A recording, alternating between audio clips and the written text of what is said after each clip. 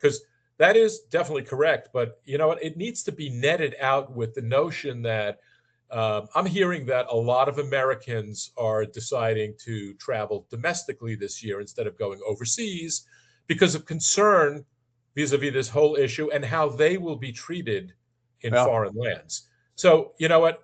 You can look at the glass half full or half empty, right? There's the pluses and minuses to everything. I'm not saying it's going to net out, right? But I'm also going to say that, you know, these things change rapidly. I mean, look what's happened in just the past 6 months, right? Yeah. From the inauguration of Trump to where we are today, you know, what's going on in the Middle East. I mean, who could have predicted any of this, right?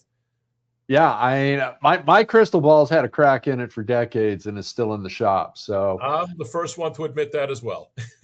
and thank you for bringing that up because you just opened the door for me. I'm just going to ask you, will U.S. residents be spending more on travel and tourism? You look at Disney World and Disneyland in particular. They contribute over $68 billion in revenue. Okay, that's tax dollars. That's hotels, that's food and beverage, that's gifts, that's everything you can think of. And in Orange County, California, that's 1 out of every 20 jobs in supporting hotels, travel, tourism, and the mouse.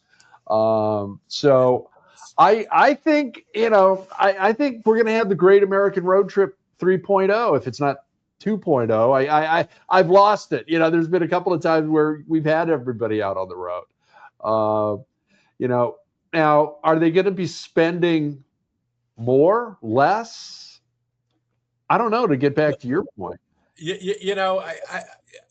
I believe that Americans perceive that it's their God-given right to go on vacation, whether they can afford it or not. And they do. If they have to, pay less and stay in more modest accommodations. But there's people, COVID really taught the world that life is short can be short, I should say, and enjoy it while you're here. And, human connectivity. Listen, this is great, Craig, right? But it would be very different like when you and I sit down at Meet the Money and we do those, human connection and the desire to explore and experience and travel and rising middle classes throughout the world. Travel is only growing. It is not declining over the long term. And so, yes, there are going to be some short-term hiccups about where it's coming from, but globally,